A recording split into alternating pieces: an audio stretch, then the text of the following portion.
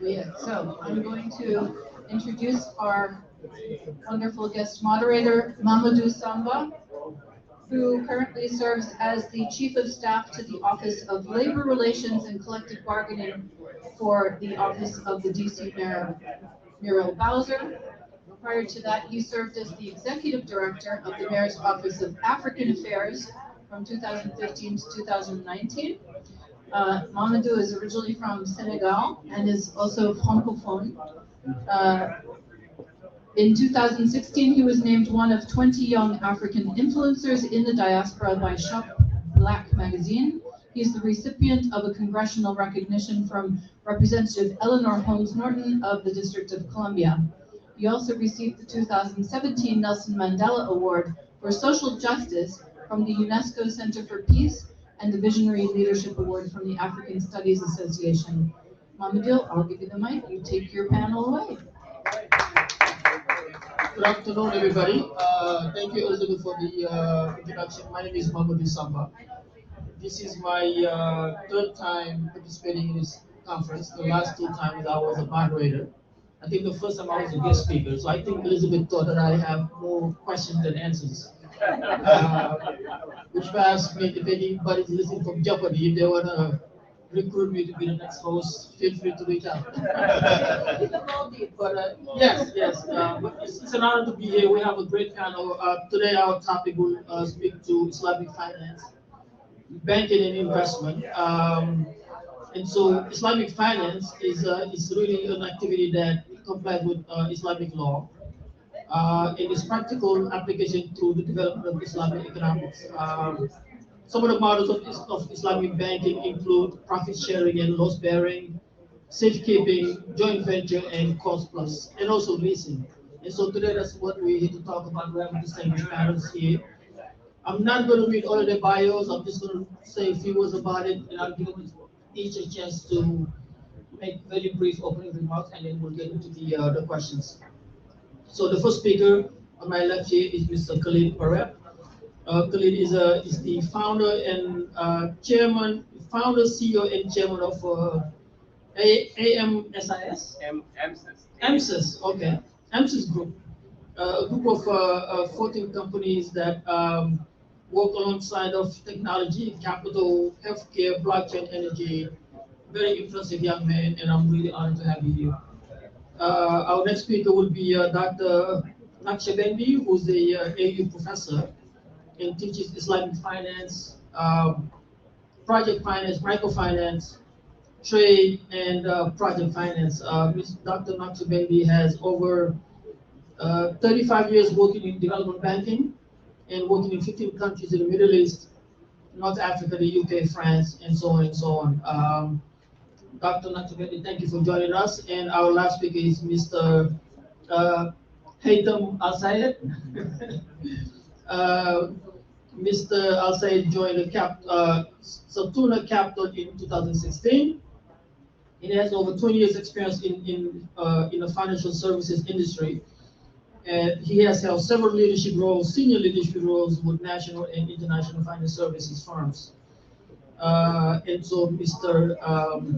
Al-Sayed has a BA in social science, pre-med from the University of Carolina.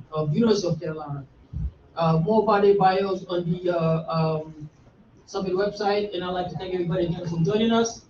What I would like to do is start with Mr. Khalid Parekh, give a few minutes each to maybe share a few words about opening remarks, and then we'll get into the conversation. Mr. Khalid. Thank you, everybody, and thanks everybody for being here. I have to stand, I just cannot sit, so don't mind me standing. If I can have everybody's attention, please. It took us, Assalamu alaikum, first, to everybody here and to all the people that are watching us on Zoom. As an engineer entrepreneur, having a 19-year-old, $315 million business in America who came to America with $100 in my pocket, engineers, us, we are programmed to solve problems. When we see a problem, we have to solve a problem. And as a Muslim American, the biggest problem I saw, that I had millions of dollars of my own money, my business money, sitting in a big bank checking account. I know I'm not earning interest on it because it's in a checking account. It's halal to me in my head. But when I look at it, that money is basically being leveraged and given as a loan to other people, and those banks are earning 5 to 6% interest on our money that's sitting in a checking account. Our Prophet Muhammad's last sermon clearly says, riba is haram for people who take or who give, right? So I wanted to live my life in a riba-free world. So what does an engineer do? If he cannot find a solution, he goes creates one. So it took us about 2 years. I have a federal regulator on my board for FAIR, and we created FAIR, First American Islamic Reserve. But the most important thing is of FAIR is people over profit. We wanted to be a very transparent bank that is 100% transparent, and that we are a subscription-based bank. We do not leverage our customers' deposit. It's in our bylaws. We don't give interest. We don't take interest. We make money in terms of charging people a subscription income. FAIR was also a bank that was created with immigrants in mind. Very, very important. What do immigrants do as soon as they make money here? They send money back home, right? That's the first thing we all do, I do. So I created a platform, electronic digital platform, where now you can send money back home with the most live exchange rates with no transfer fee, whether you charge $10, whether you send $10 or whether you send $100, right? That's the most important thing. The third thing, which to me is single-handedly the main crux of why I did this, is for our Muslim entrepreneurs, our Muslim business owners that want to start a business but have no choice but to basically go to a traditional bank and have interest-bearing loans and options. We wanted to be the first in America. It took us 2.5 years to get where we are today. We just didn't wake up and hey, here we are, right? Regulation approval and everything. We have halal loans for consumers, for businesses, for homes, for businesses to basically start the business, finance the commercial projects, and do things the halal way. We just want to promote a halal economy. According to our brother that I was talking to yesterday, we have close to 8 million people in America, 8 million Muslims in America. Why can't we create a halal economy where we eat halal, wear halal, travel halal, bank halal, right? And that is the concept and core of FAIR. Like, we want to be the platform for every single Muslim American out there who can leverage Islamic finance because it's readily available over there. So I'm sorry for my long-winded speech, but it took us 2.5 years to come here, and I wanted to really tell the world that what FAIR is really about. So, to you, sir. Well, what we'll do is, as we get into the questions, try to walk into your answers some of the solutions that FAIR has developed and applied to some of the problems that will come through here. We'll go to our next Dr. Nakshbendi. Am I going to have an equal time or? Okay. I'm sure. Unless you want to stand up. Well, first, I am not 6'4", so I'm not gonna. Basically, I'm honored and privileged to be here with you, and thanks for the organizers. You are doing a wonderful job over the years. Couple of things that I like to state. Number one, I know that I'm teaching at Kogar School of Business, which is the oldest school of business in Washington, D.C. area, part of American University. But please don't look at me as an academician, because I'm not. I was an academician. I left academia to learn about business, and somehow I spent the last 25 years in business, basically in conventional finance. So why Islamic finance? Basically, when I was overseas, I dealt with Islamic finance activity through the Islamic Development Bank in Jeddah. And then I developed an appetite for that for different reasons, but one of which that I'm an Nakshbendi. You can Google my last name and you understand the reason. So when I came back to academia, to American University, first thing I thought, hey, we are going to introduce Islamic finance at American University. We are a very liberal school, and I started offering the first course in Islamic finance in 2014. And 2 years later, I introduced the second course. The second course focuses mostly on security, stock exchange, and sukuk. And then 2017, I introduced the first graduate certificate in Islamic finance in the US of A, the first. So why I'm here today? I'm here to listen to you, number one. Number two, to share some of the thoughts. Number one item on my agenda, and I speak at national and international conferences. Number one, after 30 years in the field, Islamic finance is not for Muslims only. 100%. Islamic finance is for humanity. Therefore, I appreciate the fact, all the statistics about Muslims and so on, but I don't look at how many Muslims are in XYZ location. I not preach, I convince my students. So far, more than 180 students completed my courses. They are very much convinced, and by the way, 85% of them or more, they are non-Muslims, and I can identify that from their names. So this is my first message. We are talking about a wonderful area of finance, which is increasing at 15% per year.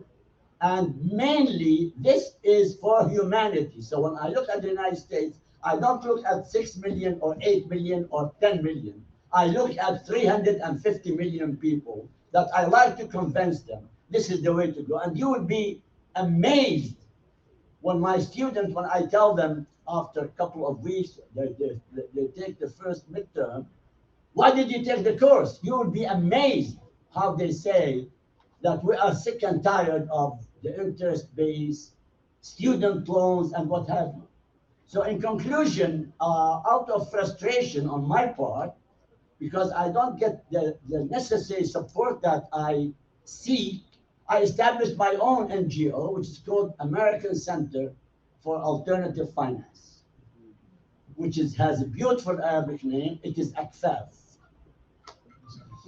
So I am here to open the doors, and I hope you will contact me going further, even though I am part of this wonderful entity dealing with halal and consultant and so on. But really and truly, we need cooperative effort to talk about this wonderful field of alternative finance. And by the way, I don't use Islamic finance often because of different reasons, mainly A, Islamophobia, B, the moment they hear Islamic, oh my God, talk about Sharia and ISIS and all that nonsense. So I always talk about it in terms of alternative finance. Speak to me, alternative finance. I will tell you about Sharia and so on during the first 30 minutes, and then I will shut up and convince you based on Adam Smith and all the famous economists and financiers. Last but not least, I am the Muslim chaplain at American University. Again, Islamic finance is part of my love and my legacy, so I talk about it quite often. Thank you, and I think it's equal time or less. Yes, Okay, it's not equal. I think it's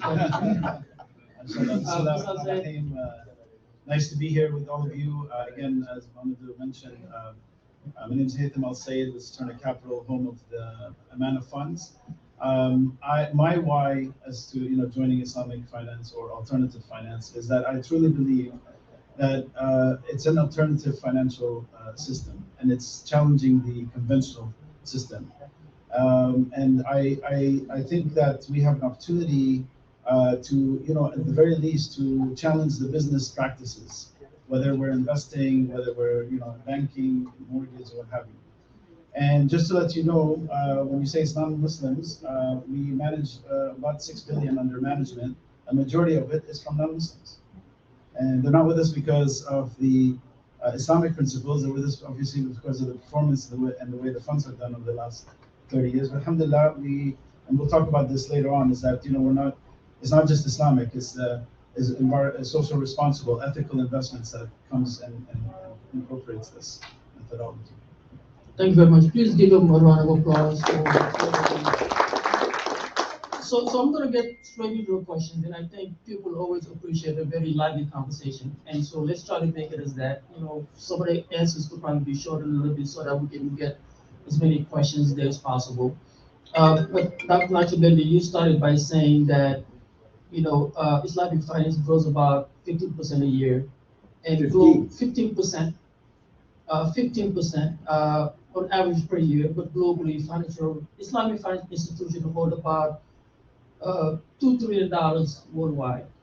Where do you draw the line between what Mr. Parekh started by saying between profits and ethics in this conversation?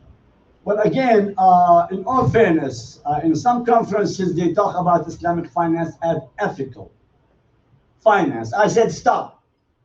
You cannot accuse conventional finance as being unethical. So they are both ethical. It depends on how you deal with it. When we talk about Islamic finance, from the question of profit, the main cornerstone of Islam, of alternative finance, is based on profit loss sharing. That's number one. It is based on risk sharing. That's number two. And consequently, when you talk about haram and halal, halal is basically, I mean, if you look at it in the global picture, it is basically socially responsible business. No casinos, no this, no that. This is all socially responsible businesses. And this is the buzzword in the last 15 years on campuses. Khalid, if you don't mind being referred to by your first name, I apologize. But in contradiction to what Dr. Nakshbendi just mentioned, when you give the example of funds sitting at the bank not earning interest but being used for loans for others and gaining interest, is that unethical? If not, where do you draw the line between ethics and profit? So again, like Dr. Nakshbendi said, it's not unethical for a bank whose business is loans and deposits. If you think about the conventional bank, what they do, they only have two primary pillars.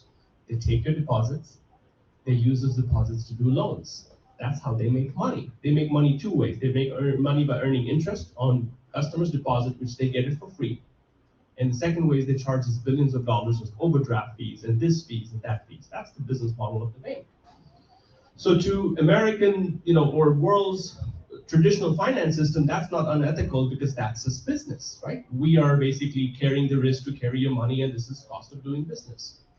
When it comes to the lens of from a halal point of view, from the interest point of view, where our position is very, very simple. That if Brother Nahid has, a few $1 million in his bank account, why is he not benefiting from that funds?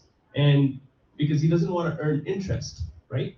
But why is the bank that he has the funds sit over there, why are they earning interest and profit from it, and why not? What can we do fair as a bank to do that?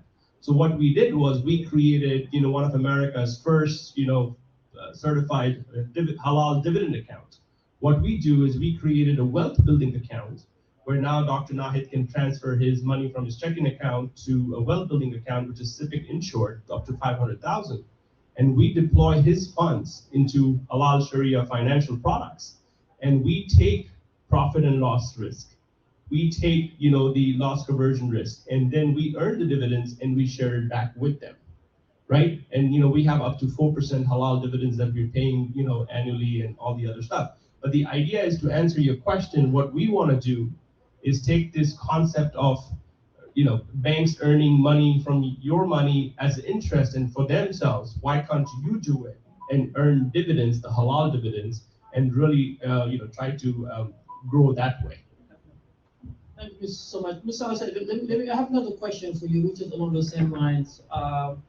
As we talk about loss bearing as one of the concepts of Islamic finance, could you speak a little bit to that in relation to the public good? Because we've seen many examples of institutions making money when people lose their homes, right? We've seen it many times.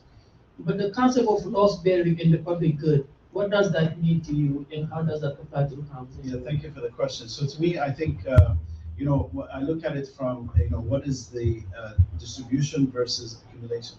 So Islamic wealth is about distribution. Zakah. What does that mean? So when someone has wealth, okay, the question is, what are you going to do with this wealth? Is it just to accumulate it and leave it, or really to do good with it? So when we talk about the public, we want to make it a good distribution methodology. And so there's zakat, there's sadaqah, there's inheritance. Even, obviously, I'm not an estate planning attorney, but even, in estate planning, there are rules in the Quran on how you pass this wealth in generation. And also when you think about debt versus equity, it's about equity, not having debt. When you own debt, you're owning paper, you're not owning an asset, you don't own ownership of the project or the asset, you're just owning a debt. And yes, you're first in line if something happens to the company, versus the Islamic side of things, where through suquqs, which is an Islamic bond equivalent. Suquq comes from the Arabic word saq, which means certificate or ownership.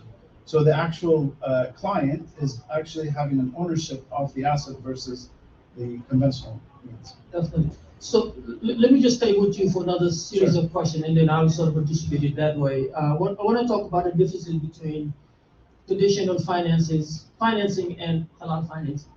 So we're going to do this. Could you speak to the similarities between traditional finance and the Islamic finance? And Dr. Nakshbendi, maybe you can talk about the differences between the two, and then we'll come to Parekh for different kind of questions. Yeah, so similarities in both sides is you're taking risk, right? Obviously, in the Islamic side, like we talked about, you're sharing in that risk. It's not risk transfer, it's risk sharing. The other piece is, there's nothing haram in making profit as long as it's ethical. So, profit is made in both sides, right? It just depends on what lens you look at it. That is very short. Well, actually, when you talk about differences, and I am very much interested to clear one concept. Because I teach Islamic finance and I teach conventional finance. Both banks in both fields, they are intermediaries. They are intermediaries between the users and the providers. So it is the same story in Islamic finance and conventional finance. Now, when we talk about, I have to add one more because it is very important, and the buzzword when I talk about that, I said, listen, in the conventional finance, corporate structure, public companies, guess what? The common stockholders that they own stock in that public company, this is a sample of Islamic finance. Clear and simple. It is the same. Now, when we talk about differences, obviously, the major difference is the question of riba and interest and what have you. And the argument is, which I argue about it, that listen, conventional finance, it is question of supply and demand. So if there is no interest, consequently, they assume there will be no providers and there are no users. So this is one. Number two, which is very important, that when we talk about the differences between the two, is really and truly that in the conventional finance, avoidance of risk. They shift the risk. And sometimes when they are desperate, we ask Uncle Sam to bail us out. That's another issue here. Number three, which is not so clear in the minds of so many people, in Islamic finance, and I repeat that, in Islamic finance, the wealthier should assume more risk in the transaction. The wealthier should assume more risk. Which is the bank in this particular situation? Not necessarily the bank, because really and truly, when I go to a bank, in Islamic banking, I have $5 million, and they will give me options. You have $5 million right now? Well, after I finish this presentation, my name will become known. But the fact of the matter is that when I have $5 million, the bank would tell me, where do you want us to invest that? I would say real estate. I will say this and that. So I can specify. But last but not least, which is very crucial point that we have to focus on and emphasize, that when you talk about the difference between Islamic banks and conventional banks, the fact of the matter is that when you talk about it in Islamic bank, in Islamic finance, even though we don't use it often, we have facilities. And I will mention, for example, one facility which is super, even though most banks, they don't allocate lots of money for it, what we call Qard Hasan. That means if a person is in need of money, they will give him the money and you don't have to repay it back unless you have prospered. And this is very crucial to keep in mind. Can I add just two quick points on differences? So there's a myth about the return on investments on these alternative or halal Islamic, that they don't do as well as the conventional. And we're seeing, and that's not true, and we're seeing that happening throughout, past performances.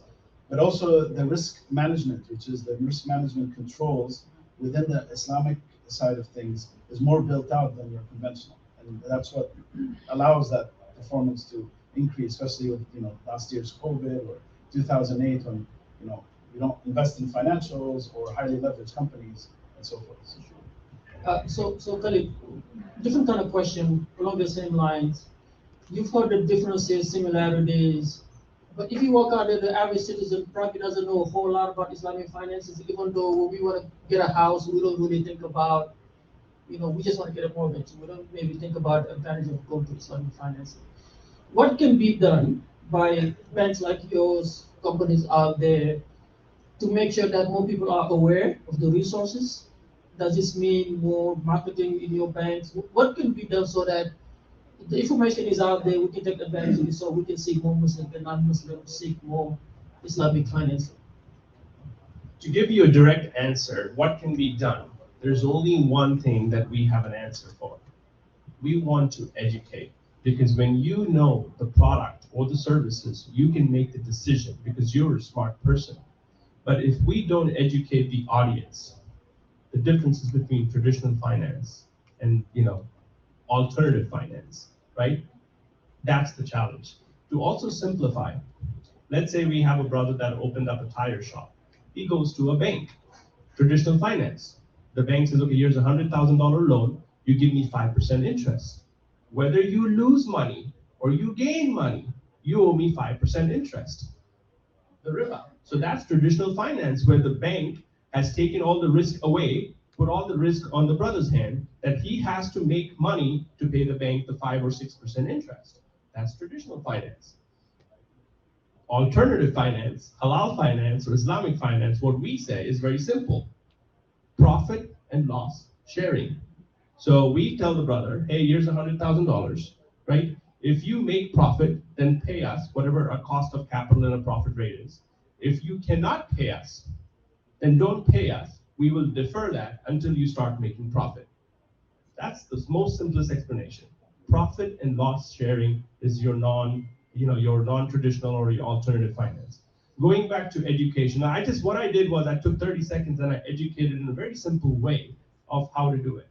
That's what I keep telling to the imams, that whenever you give khutbah in English. So my son, who's 9 years old, can understand what Islam is. If you give khutbah in Arabic or in Urdu, they don't understand what you are saying.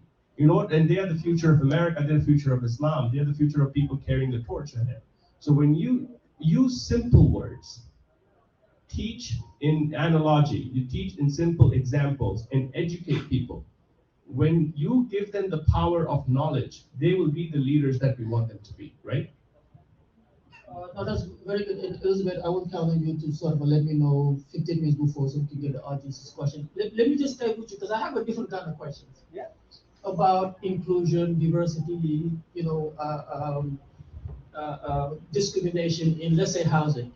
How could Islamic financing contribute to avoidance of housing discrimination and the different types of discrimination we see in banking?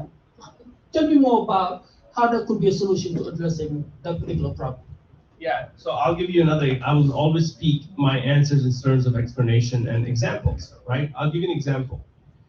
If you go buy a traditional house, let's say it's a $400,000 house, you put 20% down. So you put 80 grand and the bank finance you $320,000. I'm an IT engineer, I have a good job. COVID happens, I get laid off. And then I have foreclosure, and the bank in traditional finance takes the house away. They have full control of the house. You lose that $80,000 of equity that you put in.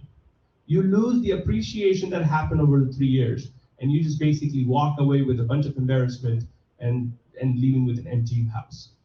With FAIR's declining balance program, what we do is, it's a $400,000 house, you put 80, the Fair Bank puts $320,000. So then we put that into a financial instrument called an LLC. We use that LLC to buy the property. The brother living there, basically, since he lives in the property, pays rent to the LLC, which he's a partner of, right? And then the brother also has an option to continue to buy shares of the building over the course of 30 years or 20 years or 10 years or 15 years amortization. But let's take that same example. The brother loses his job 3 years later, right? And financial crisis happened, whatever happened, and he lost his job. What happens then? We still go through the foreclosure process, right? We sell the house. Let's say the house was at 400,000, now the house is at 500,000. So when the bank together, they sell the house, the first thing we do is we give this brother back his $80,000 that he put in. The bank keeps its principal of $320. Then we have $100,000 left. The brother owns 20% in the financial instrument, so he owns 20% of that $100,000. He gets another $20,000, and bank keeps the $80,000.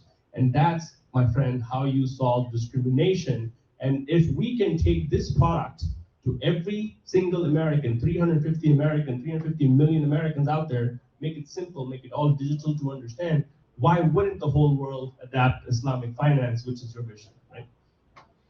It's really good. Thank you for, I'm learning a lot from this conversation. We're going to start to taking, I'm going to take some questions from the audience. And so I want to start with this brother here. We'll have to share the mic, I'm sorry. So the analogy that you just gave, the house appreciates, but in 2008, houses prices sank. So what happens in the flip, where the houses prices sink and there is no capital, there is no recouping of any sort of loss? And then my follow-up question is, when you're assessing someone from a home loan, what assessment, are you using the traditional ratings of Experian, Equifax? So how are you using the Sharia lens or the alternative financing lens to examine someone's creditworthiness? That's a great. Can you guys hear me? Yeah. Sorry, I'm a bit tall. In banking, there's a term called preferred method of. When a banker analyzes you for a loan, whether traditional loan or non-traditional loan, he looks at two things. I'm speaking from a banker, right, perspective. The equity that is in the house. So if something happens, that there's enough equity where the bank can recoup. And the second thing is we always look at the candidate's payment process, right? How can he continue to pay the payment, right? So when we look at mortgages, right, we have to underwrite you. So when we underwrite you, we look at your credit profile. We look at one thing called debt to income ratio. If your debt to income ratio, according to Fannie and Freddie's confirmation, if it's over 33 or 41%, it's very hard for us to underwrite a loan to you. Whether you can be a good Muslim, you can pay 5 times a day, the math in us doesn't allow us to write because you carry a lot of risk, right? So I want to be very clear. Even a halal bank is still a bank. They still have to do the due diligence to, make sure that you have, enough credit worthiness, number one, and the payment option to pay us back, right? So I want to be very clear. So just because we have an halal bank, we can't continue to give loans to people with a 500 FICO score. Hey, you call it because you're halal and I'm halal, and let's basically give you a whole loan because you're Muslim, right? It doesn't work like that. You still have to be a very responsible citizen financially for us to underwrite you, for you to get a house, right? I want to be very clear. In whoever answers that is in another way is wrong, because as a bank, the bank is carrying the risk to basically partner with you to to underwrite the home. So you traditional? We are using traditional underwriting method, but we also do alternative by qualifying your income to make sure that you'll have adequate income to pay for the monthly payment of your property, right? Any other questions?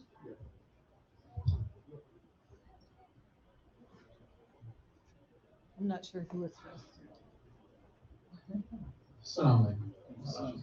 I had questions for Khalid and Dr. Hussein. Well, let the doc answer first. You go first. Okay. So I just wanted to get clarity on the actual business, because I'm trying to understand the difference between what your business is in competition to mainstream banks. Yes, sir. Go ahead and ask No, your no, no, second no, no, no, question. no, no, I know what he's saying. He's asking me how do we make money? No, I was gonna say, go ahead and ask your second question, and then we'll Okay, get past the Dr. mic, and then we can ask more. Assalamu alaikum.